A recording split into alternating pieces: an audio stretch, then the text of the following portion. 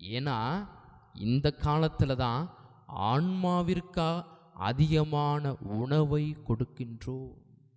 ஆன்மாவிற்கு அதிகமான உணவை கொடுக்கின்றோம். மற்ற காலம் ஃபுல்லாம் உடலுக்கு உணவு கொடுத்து வந்தாய், உன்னுடைய உலக காரியங்களுக்கு உணவு கொடுத்தாய், உன் மனதுக்கு உடன் கொடுத்தாய், உன் அறிவுக்கு உணவு கொடுத்தாய்.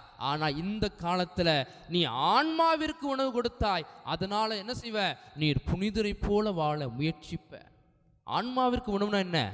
இறை சிந்தனையில் வாழ்வது, இறை வார்த்தையை வாசிப்பது, திருப்பலி முழுமையாக பங்கெடுப்பது, ஜெபம் நோன்பு காரியங்கள் மூலமாக இறைவனோடு ஐக்கியமாக இருப்பது, இந்நேரம் எவ்வேளையும் இறைவனை துதிப்பது போன்ற காரியங்கள், ஆன்மீக காரியங்கள் இந்த தவக்காலத்திலே அதிகமாக இருப்பதனால் அதிகமான உணவு ஆன்மாவுக்கு விடுது. அதனால தான் இந்த காலத்தில் மகிழ்ச்சி அதிகமாக இருக்கும். ஈஸ்டருக்கு மகிழ்ச்சி அதிகமாக இருக்கும்.